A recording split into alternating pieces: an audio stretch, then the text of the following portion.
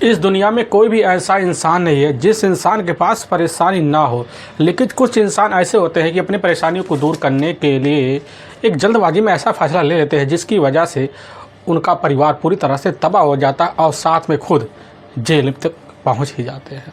आज की घटना में सेम कुछ ऐसे होता है। एक महिला होती है, बस चंद खुशी के लिए अपने पति के साथ कुछ ऐसा खेल खेल देती है कि जिसकी वजह से उसका पति ही इस दुनिया को छोड़ के चला जाता है।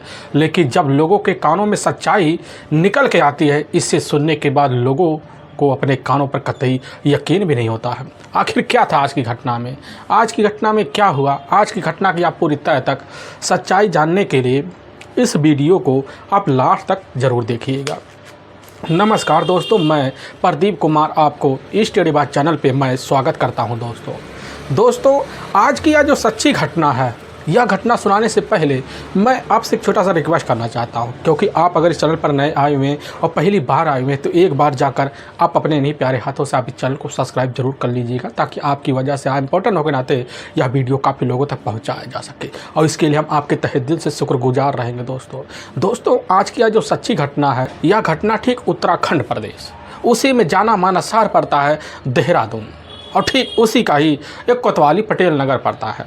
मैं बात कर रहा हूँ ठीक 16 दिसंबर साल 2024 का ही सुबह का लगभग 11 बजे के आसपास का टाइम होता है। तो कोतवाली पटेल नगर के एसएचओ साहब होते हैं अब कमल कुमार लोड़ी, मौके पर अपने ही थाने में कुछ काम कर रहे होते हैं। तभी उन्हीं के पास एक संतरी आता है। संतरी उनके हाथ में एक लेटर थमाता है, और जैसे लेटर कमल कुमार लूठी लेते हैं, लेने के बाद पढ़ना शुरू कर देते हैं। पता चलता हुआ जो लेटर होता है, वह लेटर ठीक इधर श्री महेंद्र इंद्रेश अस्पताल का होता है, जो एक मेन डॉक्टर के हाथों द्वारा लिखा होता है। उसमें साफ साफ लिखा गया होता है कि साहब असल में एक डेड मेमो का या आपके सामने मैं लेटर लिख रहा हूँ। ठीक उसके जस्ट नीचे पूरी तरह से यकीन के साथ लिखा होता है कि पटेल नगर में ही एक विवाहिता महिला होती है सरिता, जिसकी उम्र लगभग 22 साल के करीब होता है। उसका अपना पति होता है परबिंद, और उसके साथ में कुछ अपने रिश्तेदार होते हैं। लेकिन सरिता अपने रिश्तेदारों को लेकर हमारे ही अस्पताल में परबिंद को एक अचेत अवस्था में पहुंच गई थी। हमसे बोलने लग जाते कि हमारे पति को एक चोट लग गया काफ़ी गहरा, जो जीने पर से उतरते वक्त गिर गए होते हैं। लेकिन साहब जब उनका इलाज कर रहे होते हैं तो पता चलता उनकी तो पहले ही मौत हो चुकी होती है। इधर वहाँ सरिता से साहब हम कुछ पूछताछ करते हैं। पूछताछ करने के बाद साहब हमें कुछ कहने लग जाती, इसके बाद वहाँ से निकल गई। लेकिन साहब जब डेड बॉडी का हम तौर तरीके से निरीक्षण कर रहे होते हैं तो पता चलता है कि उसके जो दाहिना जो कान है, उसके कान में से काफ़ी सारे ब्लड आ रहे हैं, और इसीलिए हमें शंका हो रहा कि उस व्यक्ति की जो मौत है, उस व्यक्ति की जो मौत है वह दुर्घटना नहीं है, बल्कि एक सोजी साजिश क्रम के तहत इधर परबिंद की हत्या की गई है। पुलिस की टीम के सामने जब यह लेटर आता है तो पुलिस की टीम तुरंत ही इस मामले को काफ़ी संदिग्ध तरीके से लेती है, और उसी वक्त कमल कुमार लोड़ी इस मामले को गंभीर समझकर अपने से बड़े अधिकारी सूचना दे देते हैं, और साथ में अपने कुछ सिपाही कर्मी को लेते हैं, और लेने के बाद श्री महेंद्र इंद्रेश अस्पताल के लिए रवाना हो जाते हैं। होने के बाद जहाँ पर डेड बॉडी का उस समय तो ठिकाना बताया गया होता है, तो वहीं पर कमल कुमार लोड़ी अपने टीम को लेकर घुस जाते हैं, अंदर जाते हैं। कमल कुमार लोड़ी साहब को वहाँ पर डेड बॉडी रखा हुआ जब दिखाया जाता है, दिखाने के बाद इधर जैसे ही देखते हैं यह तो परबिंद का ही डेड बॉडी है। पुलिस की टीम भी अपने हिसाब से निरीक्षण करती है तो पता चलता सही में इस व्यक्ति की जो मौत हुई वह दुर्घटना नहीं है, बल्कि सोजी साजिश के तहत परबिंद की हत्या की गई है। पुलिस की जो टीम होती है वहाँ डॉक्टर से कुछ पूछताछ करती है, उससे कुछ राय मशवरा लेती है। उसी समय नाम पते के साथ पुलिस की जो टीम होती है डॉक्टर से फ़ोन नंबर लेती है, और लेने के बाद अब परबिंद के घर वालों से संपर्क करती है। लेकिन इसकी जो सूचना होता है, परबिंद का ही एक अपना भाई होता है, और कमल कुमार उसी समय उसके भाई से संपर्क करते हैं, और जैसे ही संपर्क करते हैं तो उसी समय सुमित खबर पाता है। खबर पाने के बाद अस्पताल पहुंचता है, अपने भाई के डेड बॉडी को देखता है तो वहीं वह भी चीख चिल्लाना शुरू कर देता है। पुलिस की जो टीम होती है उधर उसी वक्त डेड बॉडी का वहीं पंचनामा भरती है। पंचनामा भरने के बाद की कोरोनेशन अस्पताल भिजवा देती है। अब पुलिस की जो टीम होती है उसी वक्त एक टीम गठित करती है। टीम गठित करने के बाद अब सरिता के घर पहुँचती है। सरिता के घर वालों से पूछताछ करती है, उनके कुछ पड़ोसी से पूछताछ किया जाता है। लेकिन उसी वक्त परबिंद का जो अपना भाई होता है, अब इधर सुमित से जब पुलिस पूछताछ करती है तो सुमित सुमित के द्वारा पुलिस के सामने कुछ चौंकाने वाले खुलासे हो जाते हैं, जिसकी वजह से पुलिस की जो टीम होती है उसी वक्त बिना टाइम गंवाए अब सुमित की ओर से संदिग्ध है मौत का मुकदमा BSN की धारा 103 के तहत दर्ज कर लिया जाता है। और पुलिस की जो टीम होती है उसी वक्त एक टीम लेती है और टीम लेने के बाद दोबारा अब सरिता के इर्द गिर्द पूछताछ शुरू कर देती है। जब पूछताछ करती है तो पता चलता है सरिता तो अपना घर बार छोड़कर फरार हो चुकी है, जिसके बाद पुलिस शंका अब सरिता के ऊपर जाकर टिक जाता है, क्योंकि पुलिस के सामने पहले ही सुमित इधर अपनी भाभी सरिता के बारे में ऐसे सच्चाई रख चुका होता है, जिसके बाद पुलिस की टीम जो होती है ढाढ़ जमा कर सरिता को अपने कस्टडी लेने के लिए उसके घर पहुँचती, लेकिन पता चलता है सरिता और साथ में इधर सरिता का ही एक अपना चचेरा देवर होता है अनुज, जो अपना ही घर बार छोड़कर मौके पर फरार है। लेकिन पुलिस को जब दोनों के बारे में और एक अहमियत वाली सच्चाई पता चलता है कि दोनों के बीच काफ़ी महीनों से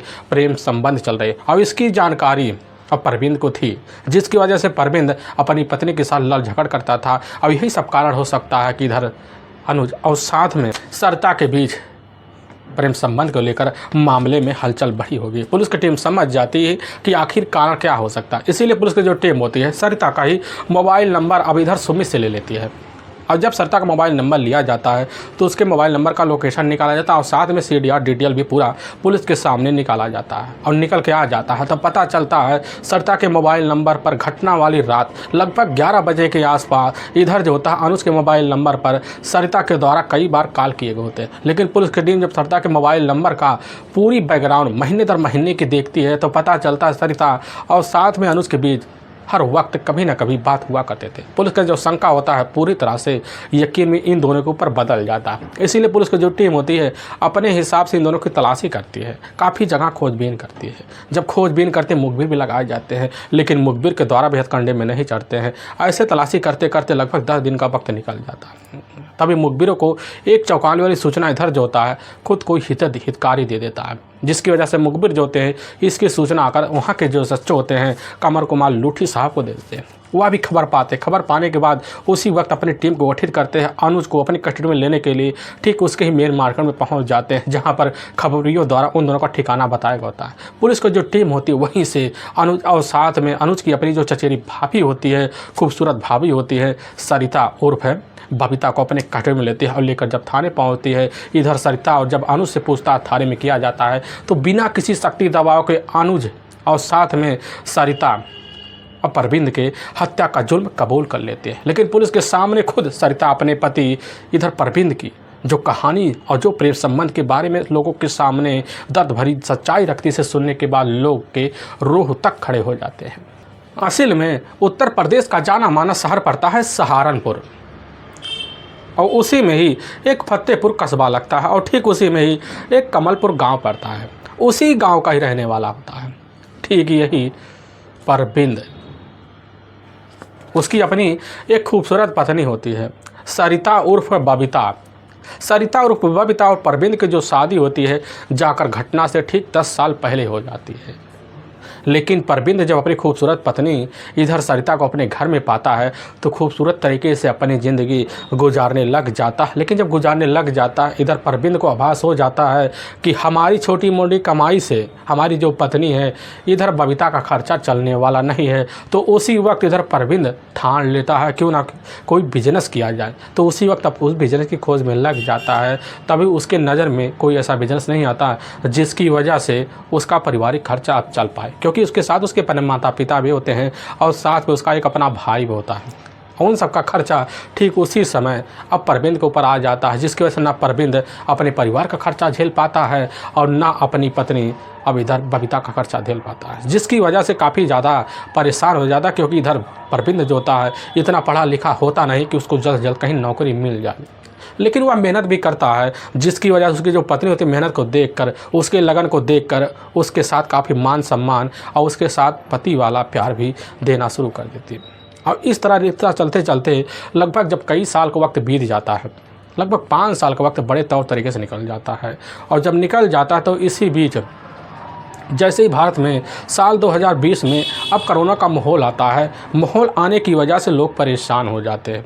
इतना परेशान हो जाते हैं कि लोग अपने ज़रूरत की चीज़ खोजने के लिए इधर उधर भटकना शुरू कर देते हैं। भटकने की वजह से काफ़ी लोग परेशान हो जाते हैं। लेकिन घर में पाबंदी की वजह से अब इधर जो होती है अपने ही घर में कैद होकर बबीता रह जाती है। रहने की वजह से वह इतना परेशान हो जाती है कि बाहर घूमने के उसके जो शौक़ होते हैं अपने पति के लिए पूरी तरह से धरे के धरे रह जाते हैं। और जब धरे रह जाते हैं तो उसी समय उसके ही पड़ोस का रहने वाला उसका एक चचेरा देवर होता है अनुज का जो होता है इधर अपने ही चचेरे भाई।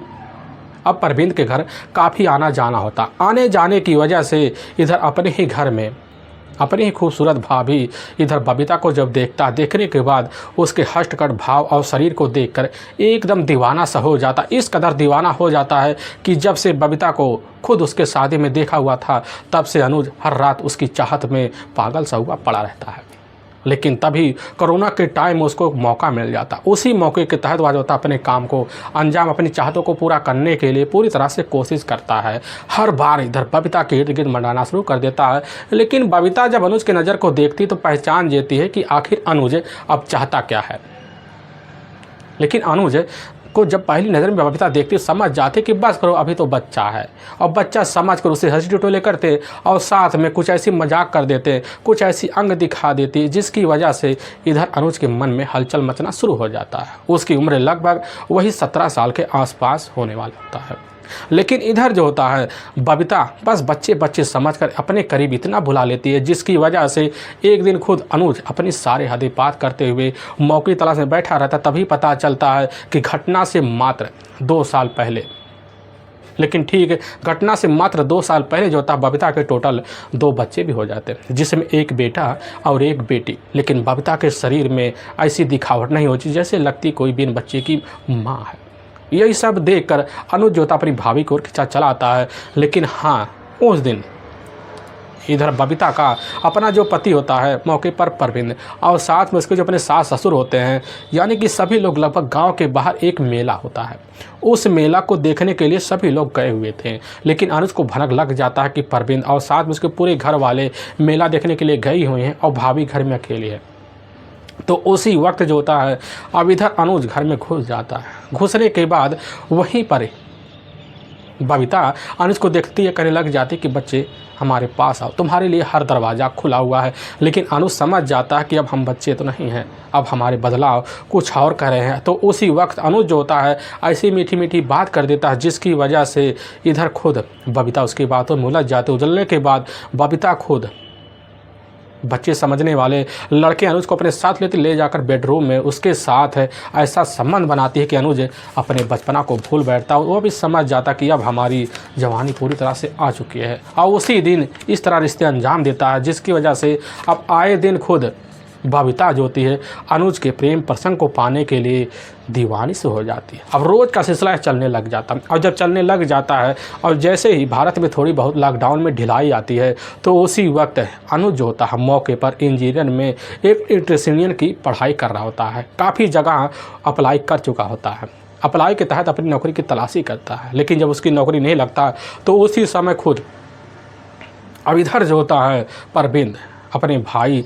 अनुज से बात करता है, और बात करने के बाद उसी समझ कर राय मशवरा लेता है, और लेने के बाद वहाँ अपने रोजी रोटी के तलाश में अनुज और साथ में परवीन, और यहाँ तक परवीन की जो अपनी पत्नी होती है बबीता उर्फ सरिता और उसके दोनों बच्चे उसी समय चारों को चारों मिलते वहाँ से लगभग 40 किलोमीटर दूर देहरादून चले जाते हैं।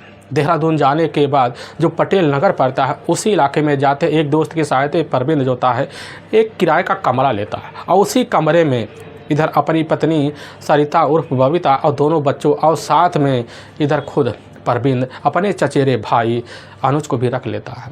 और वहाँ रखने के बाद ठीक वहीं पास एक दुकान होता है, उसी दुकान पर जाता है। मौके पर जो बाइक बनते हैं पुराने उन्हीं में जाकर मजदूरी करना शुरू कर देता है, जिसकी वजह से इधर परवीन के पास ठीक ठाक पैसे आ जाए, उसकी पत्नी का खर्चा चल पाता है। लेकिन उसी वक्त इधर अनुज का मौके पर ज्वाइनिंग लेटर भी आ जाता है बिजली विभाग में, जिसकी वजह से ठीक देहरादून में जाकर बिजली विभाग में उसकी नौकरी लग जाती है। और लगने की वजह से उसके पास ठीक ठाक पैसे आने लग जाते हैं, और जो तनख्वाह पाता उसमें आधा ज़्यादा हिस्सा होता है अपनी भाभी इधर बबीता के हाथों में रख देता है, जिसकी वजह से बबीता अपने ख्वाहिशों को पूरा करते देख पूरी तरह से अब अनुज को हर चीज़ देखने की तैयार हो जाती है। अब यह सिलसिला लगभग चलते चलते 2 सालों का वक्त बीत जाता है। बेधड़क परवीन की गैर मौजूदगी में बबीता और साथ के अनुज के बीच रिश्ता जो होता है उसी क्वार्टर में पनपना शुरू हो जाता है। ऐसे पनपते जब साल दर साल बीतते हैं, बीतने के बाद जो होता है परवीन को भी आभास होने लग जाता है हमारी पत्नी की चाल चलन ठीक नहीं दिख रही, जिसकी वजह से अपनी पत्नी के ऊपर उसी समय शंका जताना शुरू कर देता। जताने की वजह से अब बिना बताए वह कभी भी अपना ड्यूटी छोड़कर अपने घर धमक जाता है। तब उसका ड्यूटी का जो धमकने का जो तरीका होता है एक दिन रंग लाता है। दोपहर का टाइम होता है, जैसे ही अपने घर से निकलता है तो उसी समय इधर बबीता को खबर लगता है आज जो होता है अनुज का छुट्टी है। तो उसी समय फ़ोन कर देती है बबीता, इधर अनुज को अपने पास बुलाती, बेडरूम में ले जाती, रिश्तों को अंजाम देना अब शुरू कर देती। लेकिन जैसे देने लग जाती है तो उसी वक्त कोई दरवाजे पर बड़ी तेज़ हाथ मारता है। इधर बबीता नहीं समझ पाती कौन हो सकता है। उसको तो पूरी तरह यकीन हो जाता कि हमारा अपना जो पति है मौके पर वह तो ड्यूटी पर गया हुआ है, आखिर कौन आ सकता है। यही सब सोच चार कर बबीता जो होती अर्धनग्न अवस्था में उड़ती और उसी समय अंदर से कुंडी खोलती। लेकिन जब खोलती है तो उसके सामने खुद अपना पति परविंद दिखाई देता। उसी समय ऐसा लगता कि आज आंखों के सामने कोई अंधेरा सा आ गया है।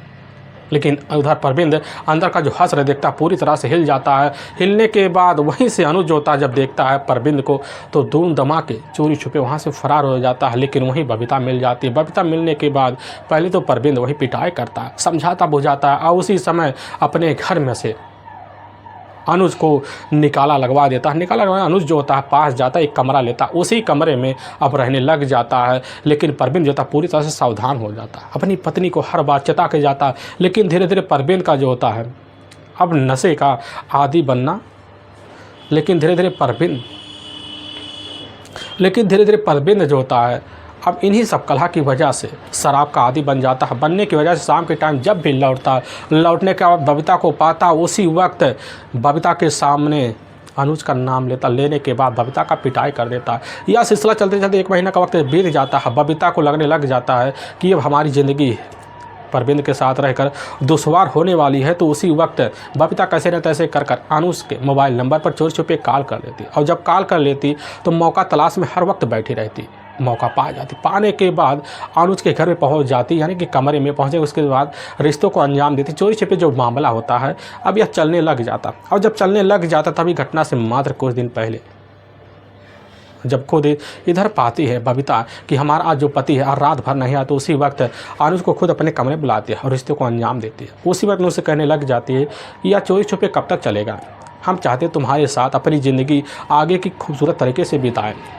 यह बात जब अनुज सुनता करने लग जाता कि भाभी हम भी चाहते हैं तुम्हारे साथ मांग में सिंदूर भरकर अपनी पत्नी का दर्जा बिताकर आगे की ज़िंदगी बिताए। यह बात जब सुनती है बबीता बड़ी खुश हो जाती है। उसी समय उसके लिए पूरे के पूरे जो रास्ते होते खोल सा देती है। खोलने के बाद इधर खुद अनुज करने लग जाता है अगर हम शादी करेंगे तो हमारे प्यार में जोड़ंगा पहले से बना हुआ है, तुम्हारा पति परविंद आगे शादी में अड़ंगा बनेगा। यह बात जब सुनती बबीता करने लग जाती क्यों ना उस अड़ंगे को हमेशा हमेशा के लिए मिटा दो। अनुज समझ जाता कि हमें करने का है। तो उसी वक्त अनुज और साथ में बबीता दोनों मिलकर अपने पति को अपने रास्ते से हटाने के लिए खतरनाक षड्यंत्र बनाते हैं और उसी षड्यंत्र को अपने काम को अंजाम देने के लिए हर कदम आगे कदम बढ़ाना शुरू कर देते हैं। और तभी 15 दिसंबर अब साल 2024 का ही अब जैसे शाम का टाइम होता उसी वक्त इधर परवीन जो था अपने घर में पहुंचता है।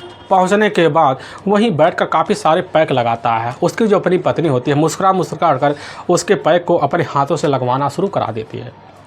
और जब खुद इधर जो होती है बबीता अपने पति को अपने हाथों से पैक लगवा देती है, जिसके बाद थोड़ी देर बाद परवीन जो होता नशे में बेसुध हो जाता है। वह समझ जाती है कि आज मौका अच्छा दिख रहा। तो उसी वक्त इधर अपने आशिक अपने चचेरे देवर अनुज के पास फ़ोन कर देती है, कहने लग जाती है कि आज टाइम बड़ा अच्छा है, इसी वक्त तुम घर पर आ जाओ, आज हमें अपने काम को अंजाम देना है।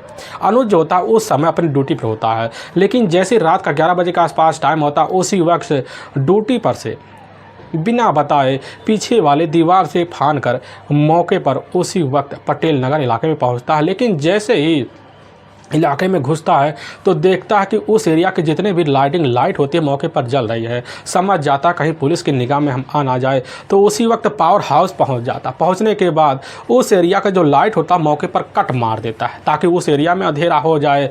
वह समझ जाता कि हमारा सारा काम आज हो ही जाएगा। और वहाँ आता है। आने के बाद अंधेरा देखता है। अब अंधेरा का फ़ायदा उठाकर इधर सरिता के ही कमरे में घुस जाता है, और जब घुसता है तो बेडरूम में जाता है तो सरिता का जो अपना पति होता है पूरी तरह से नशे में बेसुध अवस्था में अपने ही बेड पर पड़ा होता है। और सरिता उसी समय उसके हाथ में एक दुपट्टा देती है और दुपट्टा अपने हाथ में लेती है। दोनों मिलते उस दुपट्टे को ले जाते। ले जाने के बाद परवीन के गले पर लगा कर दुपट्टा जोर से वही काम करते हैं जिसकी वजह से परवीन इस दुनिया को छोड़ के चला जाता है। जाने के बाद उसी वक्त से दोनों अपने प्लान को कामयाब करने के लिए इधर खोज होती है। अब बबीता अनुज को एक प्लान के तहत वहाँ से तो भगा देती है, लेकिन वहाँ चीखना चिल्लाना शुरू कर देती है। चीख चिल्ला की जो आवाज़ होती है, अब वहाँ पर परवीन के पड़ोसियों को कानों पहुँचने के बाद वो इकट्ठा हो जाते। बबीता कहने लग जाती है कि हमारे पति सीढ़ी से उतरते वक्त उनको चोट लग गया, जिसकी वजह से उनके सांसें बंद हो पड़ी है। अब जब पड़ोसी होते वह समझ जाते कि आखिर हो सकता है चोट लगने की वजह से बेहोशी की अवस्था में अब परवीन आ गया हो, और पड़ोसी जो होते हैं बबीता को अपने साथ लेते हैं और लेने के बाद जो नज़दीकी श्री महंत इंद्रेश अस्पताल पड़ता है उसे में लेकर पहुँच जाते हैं। लेकिन डॉक्टर के सामने रची बची कहानी की तहत जो होती है बबीता वही कहानी दोहरा देती है, लेकिन बबीता की कहानी में दम नहीं था, जिसकी वजह से डॉक्टर के शंका के घेरे में फंस जाती है। फंसने की वजह से बबीता का जो प्लान था पूरी तरह धराशायी रह जाता है। लेकिन वाकई में दोस्तों पुलिस के सामने जब सच्चाई इधर बबीता उस पर सरिता रखती है और साथ में उसका अपना जो चचेरा देवर होता है और प्रेमी होता है अनुज रखता है, जिसकी वजह से पुलिस की टीम पूरी तरह से सुनकर अब सन्न रह जाती है। पुलिस की जो टीम होती है दोनों को अपने कस्टडी में लेती है और लेने के बाद वहाँ के कोर्ट में पेश कर देते हैं। कोर्ट में दोनों के ऊपर काफ़ी गंभीर धारा में मुकदमा दर्ज करवा दिया जाता है। कराने के बाद दोनों को ले जाकर हमेशा के लिए जेल के सलाखों के पीछे डाल देती है। दोस्तों हमें इस घटना का सुनाने का जो उद्देश्य होता है लोगों के दिलों को ठेस पहुंचाना नहीं, बल्कि आपको यह बताना कि आप जहाँ भी रहें आप सावधान और सतर्क जरूर है। दोस्तों हमारे कुछ ऐसे व्यूअर हैं जो हमारे वीडियो को लगातार देखते हैं। हमारे जो फेवरेट व्यूअर है वह ठीक उत्तर प्रदेश का जाना माना जिला पड़ता मेरठ नगर के ही दीपक कुमार गौड़ है, और साथ में मध्य प्रदेश के ही सुरेश कुमार, और साथ में महाराष्ट्र के ही सौरव कुमार दीक्षित है। काफ़ी सारे ऐसे व्यूअर हैं जिनका नाम हम नए वीडियो में ज़रूर लेंगे। तब तक के लिए जय हिंद और जय भारत।